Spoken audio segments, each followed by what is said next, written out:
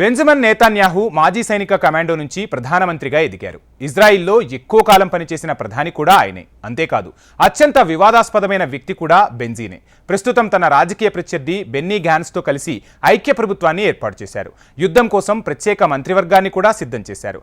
హామస్పై Israel యుద్ధాన్ని ఈ cabinet పర్యవేక్షిస్తుంది.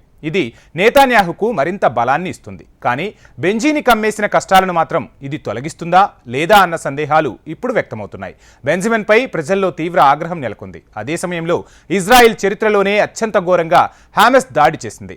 భద్రతపై రాజీ లేని నాయకుడిగా పేరున్న నేతన్యాహు ప్రతిష్టకు ఇది పెద్ద దెబ్బేనని అంతర్జాతీయ నిపుణులు చెబుతున్నారు. దీంతో ఇప్పుడు ఆయన తీసుకునే నిర్ణయాలు దేశంతో పాటు తన భవితవ్యాన్ని కూడా నిర్ణయించనున్నాయి. Hamas అంతమే Netanyahu లక్ష్యమా? యుద్ధంలో గెలిస్తే బీబీని ప్రజలు ఆదరిస్తారా? యుద్ధంతో ఇజ్రాయెల్ బీబీ ఫ్యూచర్ తేలనుందా? దశాబ్దాలుగా ఇజ్రాయెల్ పాలస్తీనా మధ్య వివాదం కొనసాగుతోంది.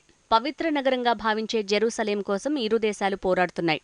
ఈ రెండు దేశాలు 1948లో చివరిసారి యుద్ధానికి దిగాయి. ఈ పోరాటం 1949 వరకు కొనసాగింది. ఇజ్రాయెల్ విజయంతో ఈ యుద్ధం ముగిసింది. ఇదే చరిత్రను ఇజ్రాయెల్ ప్రధాని బెంజమిన్ నెతన్యాహు పునరావృతం చేయాలని ఆశిస్తున్నారు. హమాస్ను అంతం చేస్తానని ఇజ్రాయెల్ ప్రధాని ప్రతిజ్ఞ చేశాడు. అక్టోబర్ 7న ఇజ్రాయెల్పై హమాస్ వేలాది రాకెట్లతో భీకరమైన దాడికి పాల్పడింది.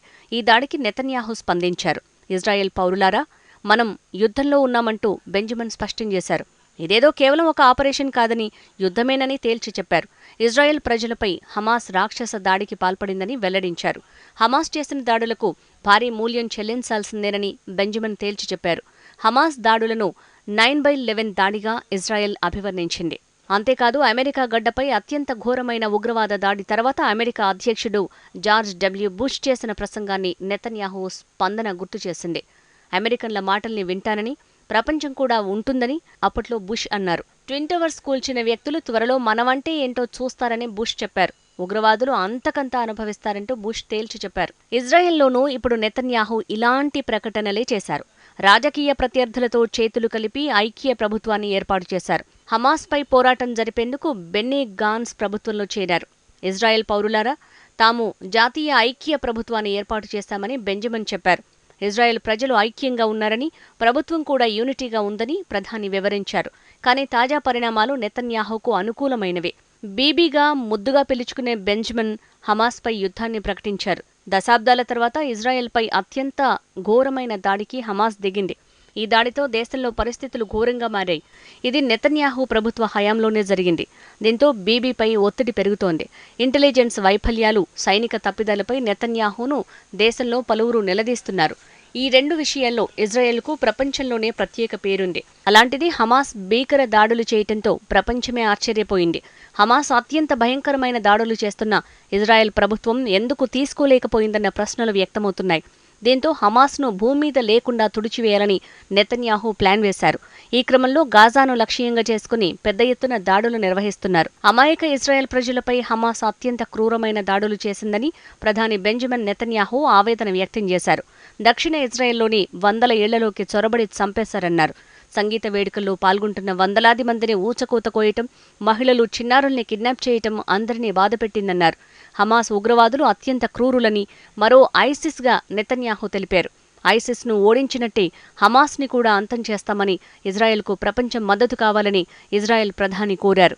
అయితే నెతన్యాహు ఎల్లప్పుడూ ఇలాంటి నిర్ణయాలని తీసుకోలేదు. 2019 మార్చిలో లీడ్ పార్టీ సమావేశంలో అందుకు భిన్నంగా స్పందించారు. పాలస్తీనా రాజ్య స్థాపనకు మద్దతిచ్చారు. పాలస్తీనా దేశం వద్దంటే హమాస్ను బలోపేతం చేయటమేనని బెంజమిన్ అన్నారు. గాజాలోని పాలస్తీనియన్లు, జుడియా, సమారియాలోని పాలస్తీనియన్ల మధ్య తేడాను గుర్తించటమే తమ వ్యూహంగా పేర్కొన్నారు. అయితే ఇతర అధ్యక్షులు, ప్రధానమంత్రుల కంటే నెతన్యాహుకు భారీ ఎదురుదెబ్బలే తగిలాయి. బీబీ వ్యూహంతో హమాస్కు కొంత స్థలాన్ని కేటాయించటమేనన్న విమర్శలు వ్యక్తమయ్యాయి. వెస్ట్ బ్యాంక్లోని పాలస్తీనా అథారిటీని బలహీనపరిచేందుకు దశాబ్దాలుగా నెతన్యాహు ఈ విభజన వ్యూహాన్ని అనుసరించారు. దీంతో పాలస్తీనా అథారిటీ సంగతిలా ఉన్న హమాస్ మాత్రం మరింత బలపడింది. దీనికి తోడు ఇజ్రాయెల్లో ప్రభుత్వం తీసుకొచ్చిన న్యాయ సంస్కరణలతో నెతన్యాహుపై ప్రజల్లో తీవ్ర ఆగ్రహం వ్యక్తమైంది. అంతేకాదు అవినీతి ఆరోపణలు కూడా ఎదుర్కొన్నారు. న్యాయ సంస్కరణలను వెనక్కి తీసుకోవాలంటూ కొన్ని నెలల పాటు ప్రజలు పెద్ద ఎత్తున నిరసనలు చేపట్టారు. యుద్ధానికి ముందు నెతన్యాహుకు జనాదరణ భారీగా పడిపోయింది. హమాస్ దాడి తర్వాత ఆయన ప్రతిష్ట కొంచెం మెరుగుపడింది. 1996 నుంచి 1999 వరకు, 2009 నుంచి 2021 వరకు ప్రధానిగా నెతన్యాహు ఉన్నారు. మళ్లీ గతేడాది డిసెంబర్లో అధికారంలోకి వచ్చారు. ఇజ్రాయెల్ చరిత్రలోనే ఎక్కువ కాలం పనిచేసిన ప్రధానమంత్రిగా బీబీకి పేరుంది. అతడు లీడ్ పార్టీకి చైర్మన్గా వ్యవహరిస్తున్నారు. ఇజ్రాయెల్ ఎదుర్కొంటున్న సంక్షోభాన్ని నెతన్యాహునే ఎదుర్కోగలరు. అయితే గతంలో కంటే ఈసారి పరిస్థితులు క్రూరంగా మారాయి. అయితే హమాస్పై అటాక్ చేసి అంతమొందించేందుకు బెంజమిన్ మాస్టర్ ప్లాన్ వేశారు. నిజానికి ఇజ్రాయెల్ సౌదీ అరేబియా సాధారణీకరణ ఒప్పందంతో పాలస్తీనాకు చెక్ పెట్టాలని నెతన్యాహు భావించారు. ఇది అరబ్ శాంతికి చిహ్నంగా మారుతుందని అంచనా వేశారు. కానీ అతడి ప్రణాళికలు పట్టాలు తప్పాయి. ఇప్పుడు బీబీ తప్పనిసరి యుద్ధాన్ని ఎంచుకోవాల్సిన పరిస్థితి నెలకొంది. నిజానికి రాజకీయంగా నెతన్యాహు ఎప్పటికీ ఎలాంటి ఇబ్బందులు లేవు. అతడికి రాజకీయ మాంత్రికుడిగా పేరుంది.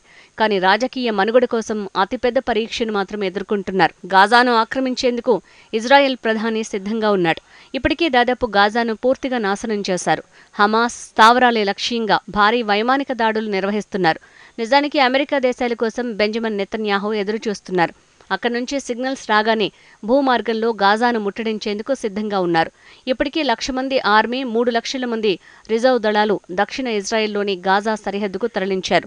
వారితో పాటు యుద్ధ ట్యాంకులు కూడా ఉన్నాయి. ఏ క్షణంలోనైనా గాజాను ముట్టడించే అవకాశం ఉంది. ఇప్పటికే గాజాను విడిచి పాలస్తీనియన్లు 24 గంటల్లో వెళ్లిపోవాలని హెచ్చరించారు.